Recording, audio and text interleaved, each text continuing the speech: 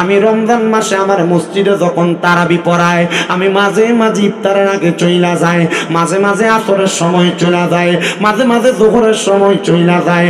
আমি গত রমজান মাসে আমার দুইটা মুসল্লিরে দেখছি আল্লাহর কোরআনটা কুইলা চোখের পানি দি টপ টপ কইরা সাইরা দিছে। আমি জিগাইলাম, ও মুসল্লি বাবা, আপনি কেন চোখের পানি সাইরা দিয়া কান্দেন? আমার ডাক দিয়া কই, ও শামীম রাজা হুজুর গো, আমি কান্না করার কারণ হইল একটা, আইরে রমজান মাসে এক কতম কোরআন তেলাওয়াত করলে আমার আল্লাহ তাআলা আমারে তো 70 থেকে 700 গুণ সওয়াব দাঁড়ায়া দিত, কিন্তু আমি তো কোরআন পড়তে পারি না। আল্লাহ তাআলা নিয়ে আমারে কোরআনের বরকতে কি দেয়, আল্লাহ তাআলা জানি আমারে কোরআন তেলাওয়াত না করতে পারার কারণে কি শাস্তি দেয়। হুজুর এই জন্য আল্লাহ তাআলার কোরআনের দিকে তাকায় তাকায় কান্দি।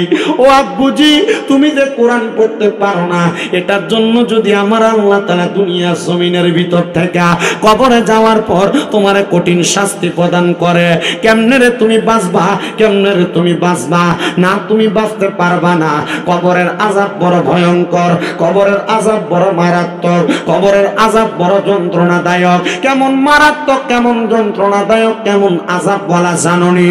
ওই কবর এমন ভয়ঙ্কর রূপ ধারণ করব, ডান দিক থেকে চাপ দিব, বাম দিক দিয়ে তোমার হাড্ডিগুলা ভাঙ্গা বের হবে। হাসরের ময়দানে এমন শাস্তি দেওয়া হবে, মৃত্যুদের জিহ্বা কাটা হবে। যারা গীবত করেছে তাদের, যাদের কানের গীবত শুনেছে তাদের কানের মধ্যে গরম সীসা ঢালা হবে। যারা হারাম খাইছে তাদেরকে তিনাতুল খাবার খাওয়ানো হবে। যারা দুনিয়াতে পরের হক মাইরা খাইছে তাদের শরীরে জাহান্নামের আগুন লাগায় দেওয়া হবে। চামড়া কইসা কইসা পড়বে, কিন্তু মানুষগুলার শরীরে আবার চামড়া হবে, আবার তাদেরকে শাস্তি দেওয়া হবে। তোমার কি মায়া লাগে না? তোমার কি দয়া লাগে না? এই কঠিন শাস্তি তুমি কেমনে সহ্য করবা? কোরআন তেলাওয়াত করতে পারেন আর না করতে পাইরা যদি আফসোসও করেন যে আল্লাহ আমি তো কোরআন পড়তে পারি না, এটার কারণে আল্লাহ তাআলা আপনারে বরকত দান করবে। বলে হুজুর কেমন বরকত? আমার তো শুনতে একটু মনটা চায়। আমি আপনাদেরকে ছোট একটা হুজ্জাতুল্লাহিল আলামিন কিতাব থেকে ছোট্ট একটা কারগুজারি শোনায় দেই, যেটা শোনাইলে আপনাদের মনের মধ্যে উৎফুল্লতা বাড়বে, যেটা শোনাইলে কোরআন তেলাওয়াতের জন্য আকৃষ্টতা বাড়বে। ওই কিতাবের মধ্যে আল্লাহ পাকের একজন বন্ধু, জিনার বাড়ি মিশর দামেস্কের জমিনে, উনি মিশর এলাকার মধ্যে ব্যবসা করতে গিয়েছিলেন। ওনার জীবনী থেকে ছোট্ট একটা কথা উল্লেখ হয়েছে। উনি বলেন, আমি মিশর এলাকার মধ্যে ব্যবসায়িক উদ্দেশ্যে গমন করার পরে আমি মিশরের গোরস্থানের সামনে দিয়া যাইতেছিলাম। এমন টাইমে আমার নাকের মধ্যে একটা সুঘ্রাণ আইসা লাগছে, সুঘ্রাণ। এই সুঘ্রাণটা পাইয়া আমি মনে করলাম মনে হয় মিশরের গোরস্থানের মধ্যে নতুন কোনো ব্যক্তি ইন্তেকাল করার পর দাফন করেছে, তার কবর থেকে আতরের ঘ্রাণ আসতেছে। এই কথা চিন্তা করে আমি ওই কবরস্থানে প্রবেশ করলাম, কিন্তু আমি তাকায়া দেখলাম সবগুলা কবরের দিকে। মিশরের এই কবরস্থানের মধ্যে কোনো নতুন কবর নাই, ওনার সব ছিল উনি কবরটা জিয়ারত করবে। উনি বলেন, আমি যখন প্রবেশ করলাম আমি দেখলাম ওই গোরস্থানের মধ্যে কোনো নতুন কবর নাই, কোনো নতুন কবর নাই। আমি আবার দেখলাম পুরাটা গোরস্থান পুরাতন কবরে ভরপুর। আমি কবরস্থানের একবারে শেষ প্রান্ত পর্যন্ত গেলাম। আমি যাইয়া দেখলাম একটা কবর একবারে ভাঙ্গা। ওই কবর থেকে আমার নাকে সুঘ্রাণ আসতেছে। আমি ভাঙ্গা কবরটা দেখা ওই কবরের সামনে দাঁড়াইলাম। রাস্তা দিয়া মানুষ হাইটা হাইটা যায়। আমি তাদেরকে জিজ্ঞাসা করলাম, এই এলাকার বাসিন্দারা তোমরা কি বলতে পারবো এই কবরটা কার কবর? সবাই বলে আমরা চিনি না। এমন টাইমে একজন বৃদ্ধ ব্যক্তি হেঁটে হেঁটে যাচ্ছেন। যখন হেঁটে হেঁটে যায়, যাওয়ার সময় ওই বৃদ্ধ ব্যক্তিটাকে ডাক দিলাম, এই আমার বৃদ্ধ বাবা, আপনি বলেন না এই যে ভাঙ্গা কবরটা দেখা যায়, এই কবরটা কার কবর গো? উনি বলেন, এটা তো আমাদের এলাকার একজন কাঠুরিয়া, যে জঙ্গলার মধ্যে কাঠ কাটতো, তার কবর। বলে কবরটা যেহেতু তার, আপনি কি তার পরিচয় পরিচয় জানেন, তার বাড়ির পরিচয় জানেন? বলে হ্যাঁ, মিশরের বড় মসজিদের পশ্চিম অঞ্চলে তার বাড়ি। আল্লাহর ওলি বলেন আমি হাঁটতে হাঁটতে মিশরের বড় মসজিদের পশ্চিম অঞ্চলে গেলাম, ঘরের সামনে যাইয়া আমি সালাম দিলাম, আসসালামু আলাইকুম ওয়া রাহমাতুল্লাহ। আমি সালামের কোনো জবাব পাই না। দুইবার সালাম দিলাম, কোনো জবাব পাই না। তিনবার সালাম দিলাম, কোনো জবাব পাই না। আমি চলে আসব এমন টাইমে মহিলা কণ্ঠে আমার একটা সালামের জবাব দেয়। আমি মহিলা কণ্ঠ পাইয়া আর পেছনে ফিরা তাকাইলাম না। আর আমরার বাংলাদেশের বেড়ারা কইলে বেডিরার কণ্ঠ পাইলে পেছন দিকে ফিরে কইতো ভাবি ভালো আসুননি, কথা কয় না রে, ঠিক কিনা বাবা? এ মুসলমান ইমানদারের দলেরা, একটু অন্তরের কানটা লাগে বয়ানটা শ্রবণ করার চেষ্টা করবে। ওই আল্লাহর বান্দা বলে মহিলা কণ্ঠের আওয়াজ পাইয়া আমি আবার তার দিকে ফিরলাম না, আমি পেছনের দিকে 20 কদম হাঁটলাম। আমি তার থেকে 20 কদম দূরে রইলাম।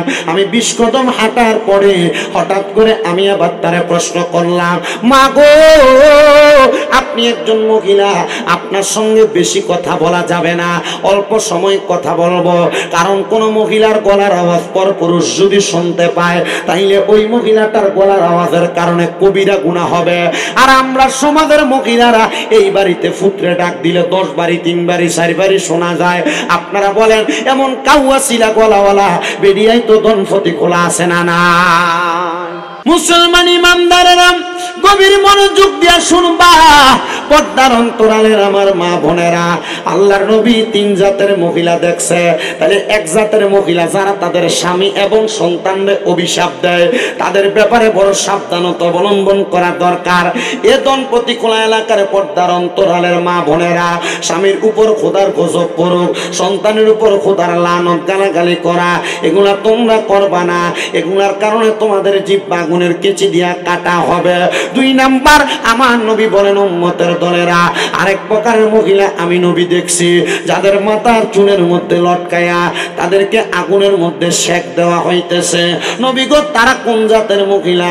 বলে ওই মহিলা হইল তারা যারা মাথার চুলগুলা বাঁধছে, চুলগুলা বাঁধার পরে ওটের কুজের মতো, গরুর সুডির মতো উপরের দিকে ওঠা ছিল।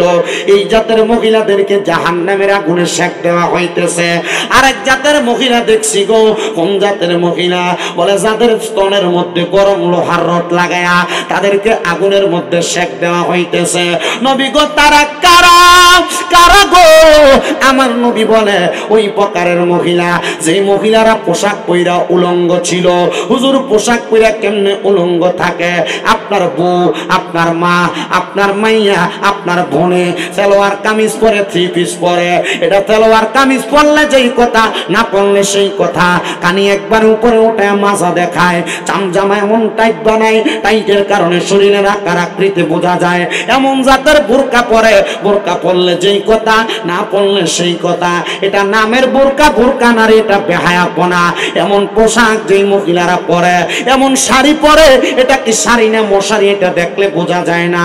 শাড়ির উপর দিয়া তাদের শরীরের সব স্ট্রাকচার বোঝা যায়। কেন রে?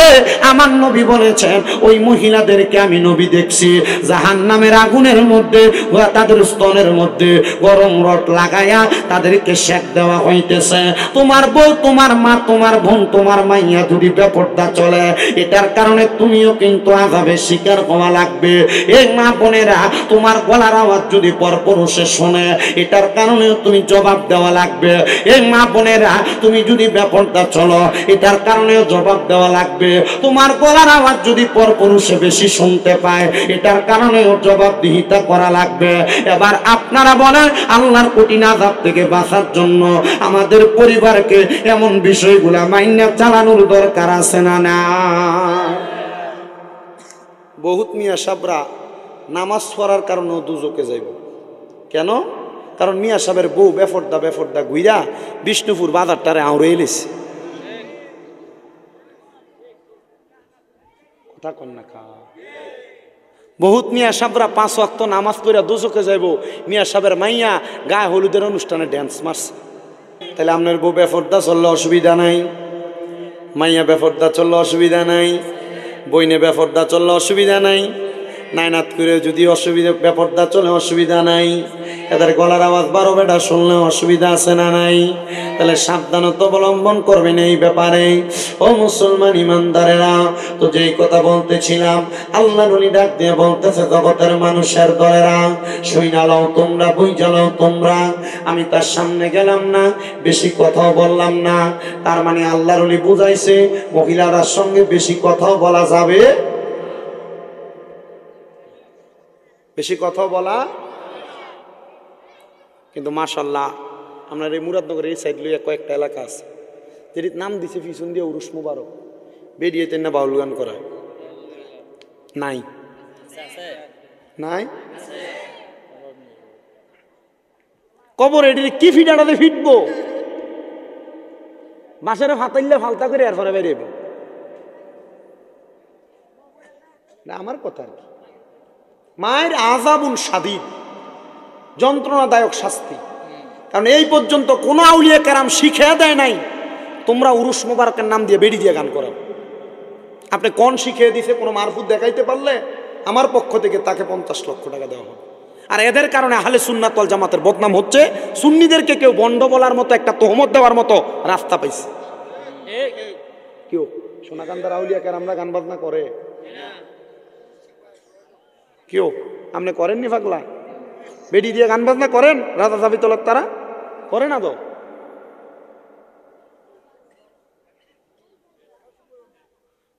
পীর কাশিমপুর আর কি। তাহলে আউলিয়া কেরামের সরল পথে বেডি নাচানাচি নাই আছে? আউলিয়া কেরামের সরল পথে বাউল গান নাই আছে? আউলিয়া কেরামের সহজ সরল পথে নারী পুরুষ একসাথে মেলামেশা নাই? যেখানে আছে এখানে ভণ্ড। এত আসতে কোন কেন? পুলিশি ধরে লয়ে দেবো গা না? আল হক মুররু উচিত কথা থিতা। আপনার বালা লাগলো ঠিক, আপনি ঠিক কইলেও ঠিক, না কইলেও ঠিক। আমার মুসলমান ইমানদারের দলেরা গভীর মনোযোগ দিয়ে আলোচনা শ্রবণ করার চেষ্টা করেন রে বাবা। এ মুসলমানের দল, এ নবীর উম্মতের দলেরা মনোযোগ লাগে, শোনো রে শোনো। এবার আল্লাহর বান্দা ডাক দিয়া কয়, আমি পেছনে গেলাম, যাইয়া ওই মাকে ডাক দিয়া বললাম, মা গো তুমি বলো না গো আম্মা জান। এবার আল্লাহর ওলি বলেন, মা বেশিক্ষণ কথা বলবো না, ছোট্ট একটা প্রশ্ন গো মা। এই ঘরটা কি ওই ব্যক্তির ঘর যেই ব্যক্তি দুনিয়ার জমিনের ভিতরে কাঠ কাটতেন, উনি ইন্তেকাল করেছেন, এটা আপনার ঘর? বলে হ্যাঁ। হুজুর আপনি ঠিক ঘরের মধ্যে আইসা তালাশ করেছেন। মা গো মা, ও মা আপনি বলেন না আপনার স্বামী যে কাঠ কাটতো, আপনার স্বামীর এমন কোন নেক আমল আসেনি?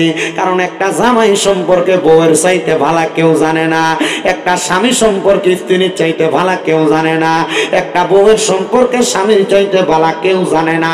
ডাক দিয়ে কইও মা, বলেন না গো মা, আপনার স্বামীর এমন কোন নেক আমল আছে নাকি যেটার কারণে আল্লাহ তাআলা আপনার স্বামীটাকে সম্মানিত বানাইব?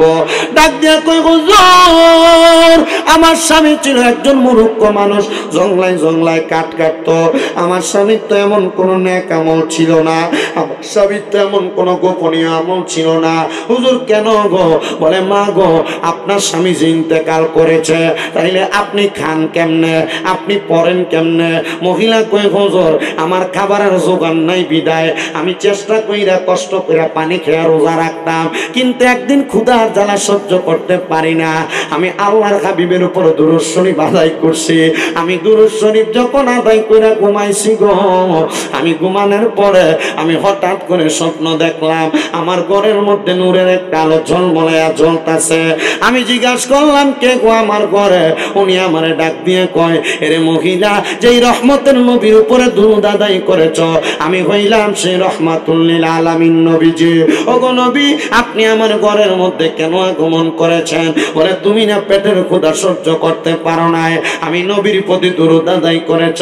এই মহিলা রে, আমি নবী তোমার দুরূদের আওয়াজটা কানে শুই না, আমি দয়াল নবীর রওজা মোবারকে থাকতে পারি নাই, আমি তোমার জন্য এখানে হাজির হয়ে গেছে। আমার নবী ডাক দিয়া কয় মহিলা রে, এ মহিলা নেও আমার আজকান মোবারকের ভিতর থেকে আমি তোমার একটা রুটির ব্যবস্থা করে দিলাম। আমার নবী যে আজকান মোবারকের ভিতর থেকে মহিলাকে একটা রুটি প্রদান করলেন। ওই মহিলা বলে আমি রুটিটা খাইয়া আমি অর্ধেক পর্যন্ত খাইছি, এমন টাইমে আমার ঘুমটা ভাঙ্গা গেছে। আমি ঘুম থেকে জাগ্রত হইয়া দেখি গো, যেই অর্ধেক রুটি আমি ঘুমের ঘরে স্বপ্নে খাইছি, এই অর্ধেক খাওয়া আর বাকি অর্ধেক রুটি আমার হাতের মধ্যে রয়ে গেছে। এটা অন্য কোনো কারণে না, এটা রহমতের নবীর দুরূদ শরীফের বরকতে। জোরে জোরে কোন সুবহানাল্লাহ। দুরূদ শরীফের বরকত আছে না নাই? যদি আপনি সাচ্চা পাক্কা প্রেমিক আশিক হতে পারেন, এই দুরূদের বরকতে আল্লাহর হাবিব আপনার ঘরে আইসা দেখা দিবে, সাক্ষাৎ। কত পাগল, কত আশিকের এমন দিদার পাইছে। আমার মুসলমান ইমামদার, এ নবীর উম্মতের দল, আশিকে রাসূল ভাই বাবারা গভীর মনোযোগ লাগে বয়ানটা শ্রবণ করার চেষ্টা করেন গো। আল্লাহর বান্দা ডাক দিয়ে কয়, ও মা আপনার স্বামীর কোনো আমল নাই? বলে হুজুর নাই। বলে তাইলে এমন কোন আমল আসেনি দেখেন না। মহিলা ডাক দিয়ে কয়, আমি আবার হুজুরকে বলতে লাগলাম আমার স্বামীর ছোট্ট একটা আমল আছে। বলে কোন আমল?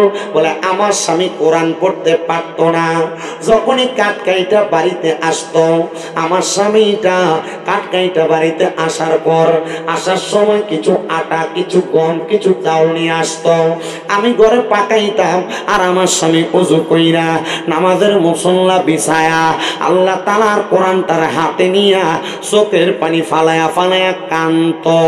আমি জিগাইলাম একদিন, জিগাইলাম 2 দিন, তৃতীয়বারও জিগাইলাম, ওগো আমার স্বামী আপনি যে আল্লাহ তাআলার কোরআনটা হাতে নিয়া কাঁদেন, আপনারা তো কোনোদিন কোরআন পড়তে দেখি নাই, আপনি কোনোদিন আওয়াজ করে কোরআন পড়েন নাই। ডাক দিয়ে কই, স্ত্রী গো আমি কোরআন পড়তে পারলে না পড়তাম, আমি তো আল্লাহর কোরআন পড়তে পারি না, আমি কোরআন রে মোহাব্বত কইরা আমি কোরআন রে বুকে ধইরা কান্দি, আল্লাহ নি এটার উসিলায় আমারে মাফ করে দেয়। ও মুসলমান, আল্লাহ তাআলা শুধু কাল হাসরের ময়দানে বান্দারে মাফ করার জন্য একটা ছোট্ট ওসিলা দেখব। বান্দার নি ছোটখাটো একটা নেক আমল আছে, ওই সময় রে মুসলমানের দল ওই বান্দাটা বলে ঠিক আছে আম্মা জান খবর পেয়ে গেছে, আপনি আপনার মতো করে থাকেন। এবার আল্লাহর ওলি বলে আমি বাড়ির মধ্যে যাইয়া আমি 2 রাকাত নামাজ পড়লাম সলাতুল হাজত। আপনারা বলেন নামাজটার নাম কি? সলাতুল হাজত। সলাতুল হাজত কিন্তু নামাজ আছে। অনেকে মনে করে হুজুর ফজর আছে, জোহর আছে, আসর আছে, মাগরিব আছে, এশা আছে, এই 5 ওয়াক্ত ছাড়া কি আরো নামাজ আছে? আমি বলবো হ্যাঁ বাবা আছে। দেখো না আমি তোমার কয়টা নামাজের কথা বলি। 1 নম্বরে ফজরের পরে যেইটা পরে সূর্য উদয় হওয়ার সাথে ওই নামাজটার নাম সালাতুল চাষতের নামাজ, ইশরাকের নামাজ। এরপর আরেকটা নামাজ পরে সূর্য ওঠার পর থেকে সূর্য ডুবার আগ পর্যন্ত, এটার কয় সালাতুল দুহার অথবা চাষতের নামাজ। আরেকটা নামাজ পরে মাগরিবের নামাজের পরে, মাগরিবের নামাজের পরে ওই নামাজের নাম সালাতুল আওয়াবিন। আরেকটা নামাজ পরে এশারের পরে ফজরের আগে রাতের শেষ তৃতীয়াংশে এই নামাজটার নাম সালাতুল তাহাজ্জুদ। আরো নফল নামাজ আছে যেই নামাজের নাম সালাতুল হাজত। আরো নফল নামাজ আছে যেই নামাজের নাম সালাতুল ইস্তিসকা। আরো নফল নামাজ আছে যেই নামাজের নাম সালাতুল খায়ের। আরো নফল নামাজ আছে যেই নামাজের নাম সালাতুল তাসবিহ। এমন ভাবে আমি যাচাই করে দেখলাম 12 রকমের নামাজ আছে, নফল নামাজ, যেই নামাজের মাধ্যমে বান্দার ভাগ্য পরিবর্তন হয়। তুমি তো 5 ওয়াক্ত পড়ো না, এই সবগুলা নামাজ পড়বা কেমনে?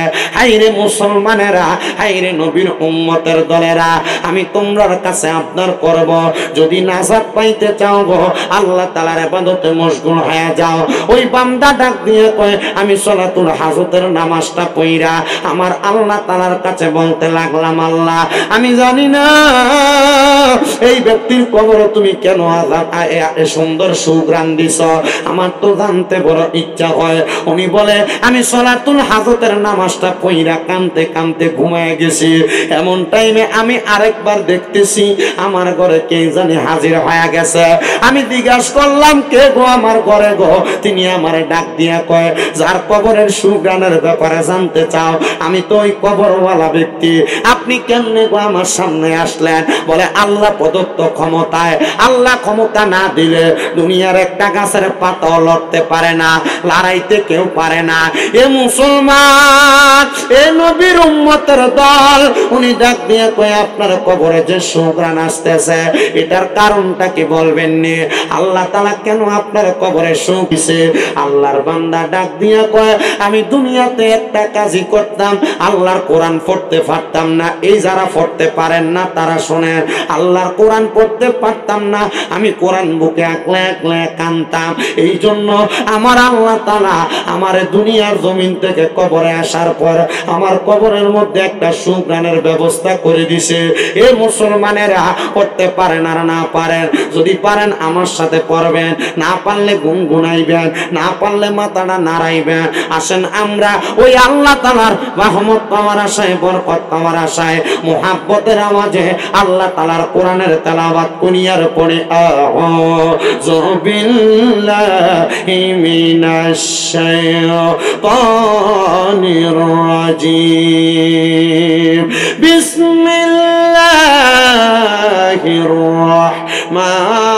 রাহমানির রাহিম। লা ইউকাল্লিফুল্লাহু নাফসান ইল্লা উসআহা। ওয়া ক্বালা তাআলা ফি শানি হাবিবিহি ওয়া মাহবুবিহি ওয়া মা'শুকিহি মুখবিরান ওয়া আমিরা।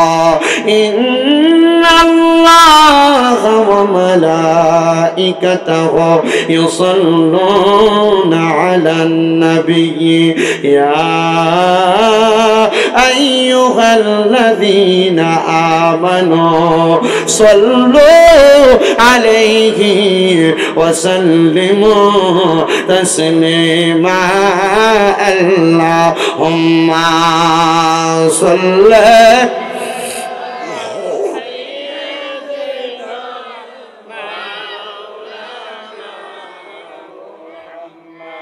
وعلى آل سيدنا। বেবে দেখো মনে মনে প্রেমিনী করছ নবীর সনে, নইলে থেকে বা রোজ হাসরে মুহাম্মদিয়া রাসূলুল্লাহ। আল্লাহুম্মা সাল্লি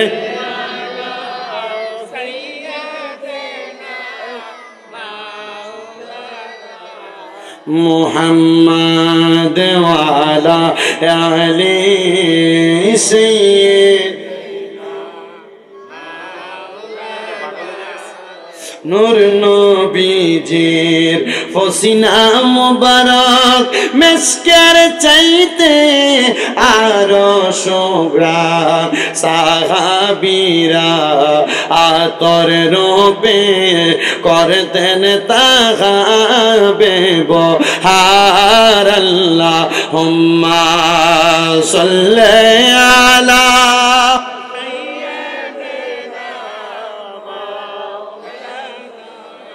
মুহাম্মদ ওয়া আলা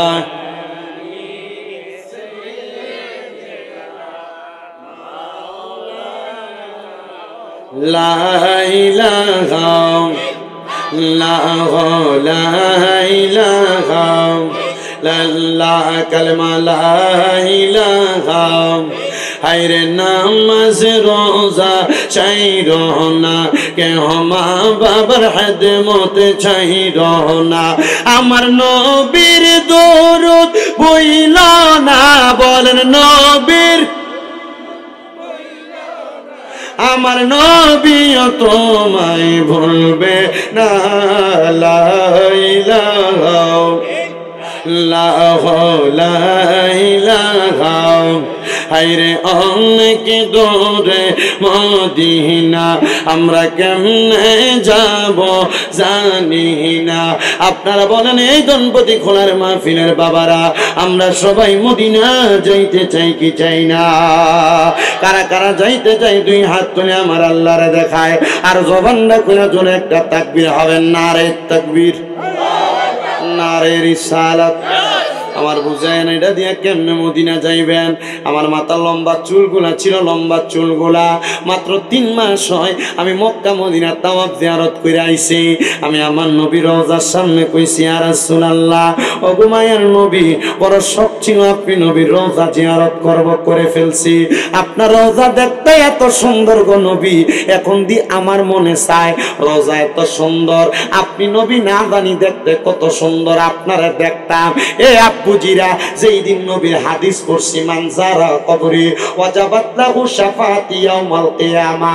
আমার নবী কয় যেই ব্যক্তি আমি নবীর রওজা মুবারকে যাওয়ার পর আমার রওজা জিয়ারত করলো সেই ব্যক্তির জন্য সুপারিশ করা, শাফাত করা আমি নবীর জন্য ওয়াজিব হয়ে যায়। নবী যদি সুপারিশ করে তোমার জান্নাত নিশ্চিত। আমি ওই দিনে নিয়ত করছি মদিনায় যাব, এই জন্য আসে তো শুনে শুনে লেখে ভালোবাসার জায়গা মদিনা, ভালো লাগার জায়গা মদিনা, বলেন ভালোবাসার জায়গা মদিনা, ভালো লাগার জায়গা মদিনা।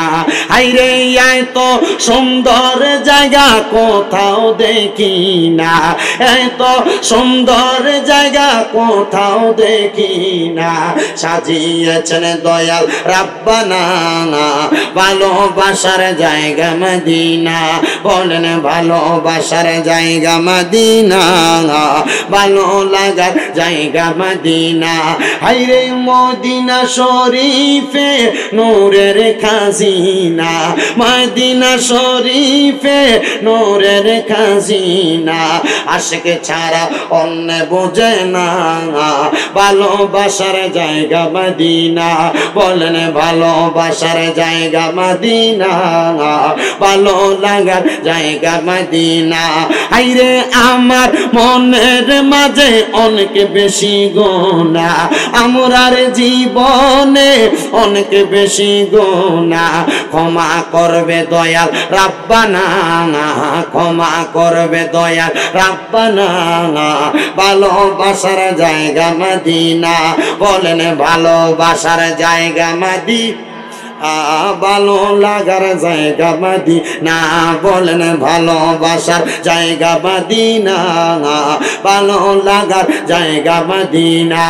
একটা জবানও বন্ধ রাখবেন না, এবার বলেন মদিনা যাইতে চাই কি চাই না?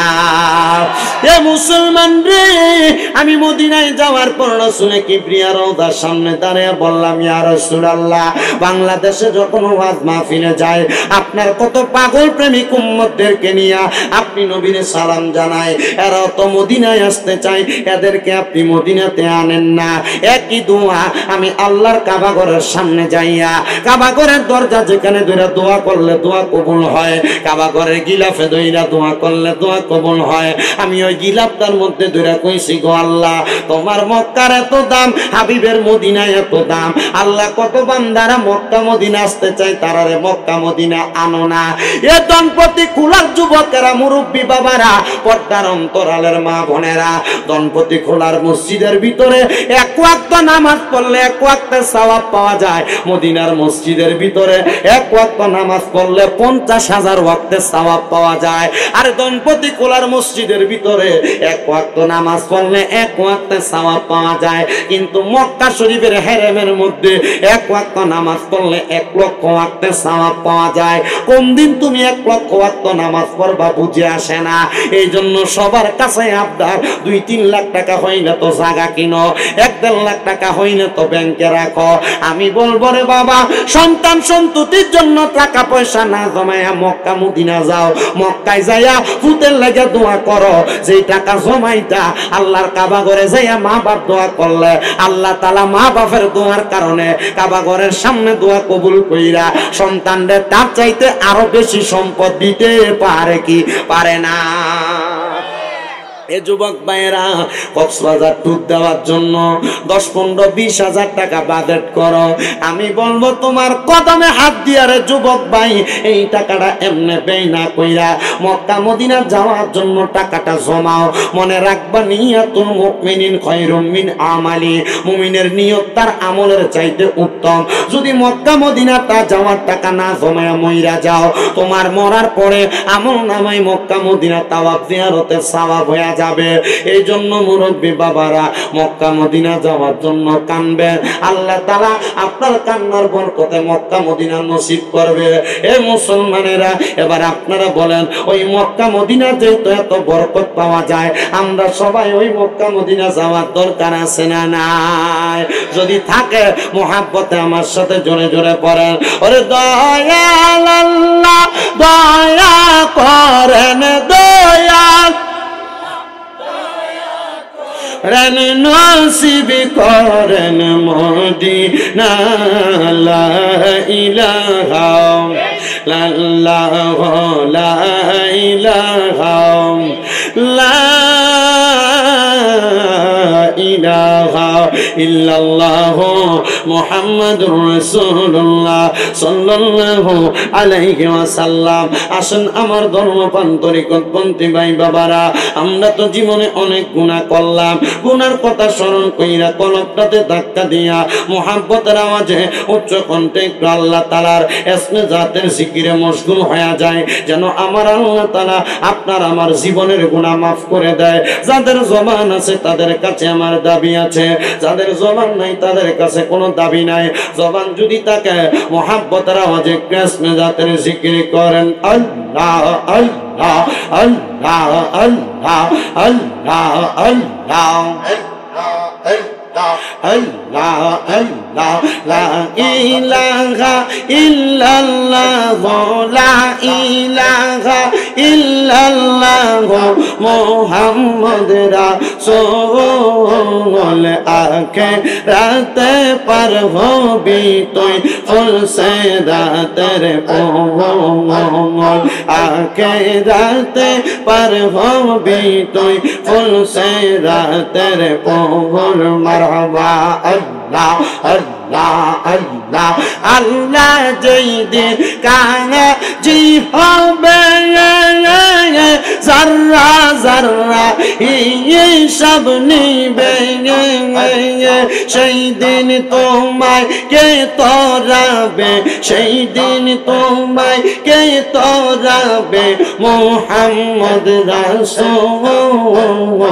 আখিরাতে পার হবি তুই ফুল সে রাতের পঙ্গল। মারহাবা আল্লাহ আল্লাহ লা ইলাহা ইল্লাল্লাহ লা ইলাহা ইল্লাল্লাহ মুহাম্মদ রাসূল। আখিরাতে পার হবি তুই ফুল সে রাতের পঙ্গল। মারহাবা আল্লাহ আল্লাহ 40,000 বছর লাগবে ফুল সে রাত পাগারি দিতে। মারহাবা আল্লাহ আল্লাহ সেই দিন তোমায় কে তোরাবে, সেই দিন তোমায় কে তোরাবে মুহাম্মদ রাসূল। আখিরাতে পার হবি তুই ফুল সে রাতের পঙ্গল। আল্লাহ আল্লাহ আল্লাহ আল্লাহ লা ইলাহা ইল্লাল্লাহ লা ইলাহা ইল্লাল্লাহ মুহাম্মদ রাসূল। আখিরাতে পার হবি তুই ফুল সে রাতের পঙ্গল। মারহাবা আল্লাহ আল্লাহ আল্লাহ আল্লাহ আল্লাহ আল্লাহ। নিদান কালার বন্ধু নবী দাঁড়ান আমার সামনে, জন্মের মতো দেখালো আপনারে মারহাবা নিদান কালার বন্ধু নবী দাঁড়ানা আমার সামনে জন্মের মতো দেখালো আপনারা রে মারহাবা আল্লাহ আল্লাহ যেই দিন আপনার নামটি শুনিলাম গো নবী নামটি শুনিলাম তোমার নামের প্রেম মালা গলাতে রাখলাম দিদার দিয়া ধন্য কর নবী দিদার দিয়া ধন্য কর কর জানা অবসান তোমায় না দেখিলে বাঁচে না গো মারহাবা আল্লাহ আল্লাহ জবানটা খুইলা আল্লাহ ডাকলে শোন নাই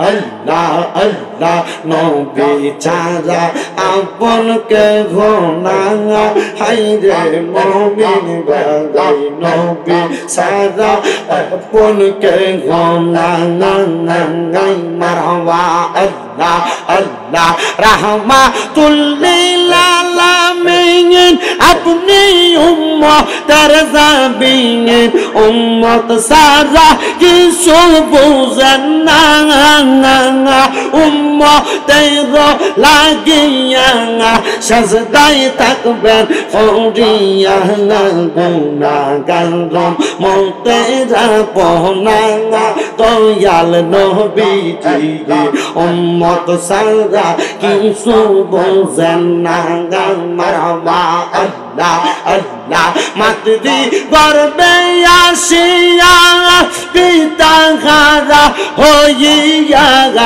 এতিম রূপে আসলে নেই দরাঙ্গাই নবীর পবিত্র ওই মুখে দুধ খাইলেন যার বুকে বন্য হইল বিবি হালিমা আইরে মুমিন বাঙাই নবী সারা আপন কে গো নাঙ্গাই মারহাবা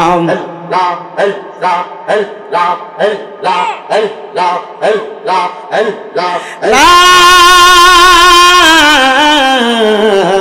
ইলাহা ইল্লাল্লাহ মুহাম্মাদুর রাসূলুল্লাহ সাল্লাল্লাহু আলাইহি ওয়াসাল্লাম একটা জবানও বন্ধ রাখবেন না জবানটা খুলে আপনারা বলেন আমরা জিকির করলাম কার এ মুসলমানেরা এই নবীর উম্মতের দলেরা আসেন এবার আলোচনার ধারাবাহিকতা আরো রক্ষা করে চলে যেহেতু কোরআন তেলাওয়াতের ফজিলতের বয়ানটা ধরেছে আমি শেষ পর্যন্ত করে যাব কারণ যেহেতু সামনে রমজান মাস এই কোরআন তেলাওয়াতের ফজিলত কম না বেশি হ্যাঁ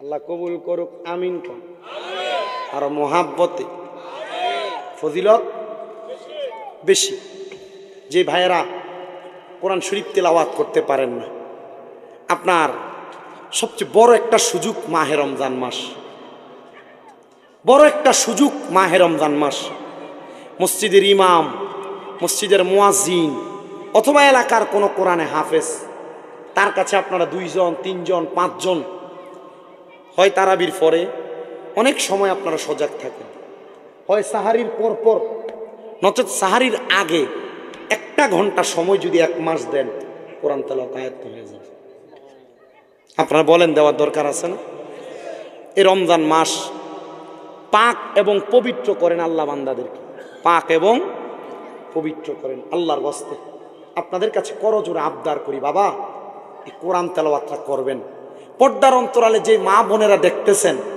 বা শুনতেছেন মা ও মা আমি আপনার ছেলের মতো গো মা এই শামীম রাজা মারা গেলে আমার আর শামীম রাজা বলবে না লাশ বলবে আম্মু আপনাদের কাছে করজোরে আবদার আল্লাহর কোরআনটা শিখেন না পড়তে পারলে কোরআনের সাথে মোহাব্বত লাগান সন্তানটাকে কোরআনওয়ালা বানান আপনারা বলেন যদি মা বোনেরাও কোরআন তেলাওয়াত করে লাভ আছে না বহুত ঘরে বরকত নাই কামাই রুজির বরকত নাই রোগ বালা মুসিবত ছাড়ে না আছে না অনেক ঘর আমি আমার মাদেরকে বলবো আম্মু আপনার আল্লাহর কোরআনটা পড়েন গো মা দেখবেন এই কোরআনটা পড়লে আপনার ঘরে বরকত কই থেকে যে আসছে আপনি টেরও পাবেন না।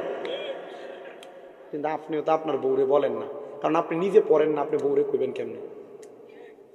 কথা কয় না। আপনি কইলেন আপনার বউ আপনার ঘুরে কইব, নিজে পড়ে না, আমার কইতে হয়েছে। ঠিক না আব্বু? আল্লাহর বাস্তে মাপ চাই, নিজেও পইরেন, নিজের সন্তানদেরকে বইলেন। এই যে কুকুরগুলা ডাকে শোনেন, শুনতেছেন আপনারা? কেন ডাকতেছে কেন তো? আজকে আল্লাহ তাআলা এই ধনপতি খোলা মাহফিল হওয়ার কারণে আপনাদের আহলে আওলাদদেরকে আল্লাহ তাআলা কবর থেকে উন্মুক্ত করে দিয়েছেন। তাদের রুহু এই কবর, এই মাহফিলের ডাইনে বামে সামনে পেছনে ঘুরতেছে। এরা দেখে, আমরা দেখি না। এই কুকুর দেখে আমরা। অনেক মানুষ আজকে ঘরে বসে রয়েছে।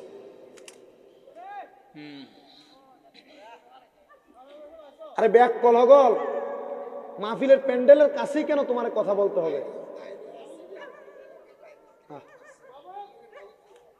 এখান থেকে ডাকাডাকি করে আল্লাহ যদি হেদায়েতের আলো এদের সিনাতে দান করে।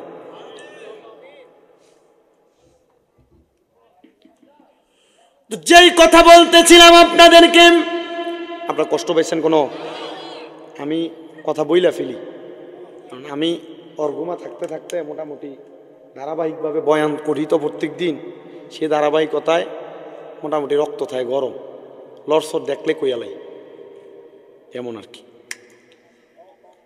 যেই কথাটা বলতেছিলাম আব্বুজিরাম, এই কুকুরগুলা কেন ঘেউ ঘেউ করতেছে, এটার কারণ হইল আজকে আপনার আমার বংশের মানুষ যারা কবরে, আল্লাহ তাআলা তাদের রুহুটাকে উন্মুক্ত করে দিয়েছেন। তাদের রুহুটা এই মজলিসের ডাইনে বামে ঘুরতেছে। এই পর্দার অন্তরালের আমার মা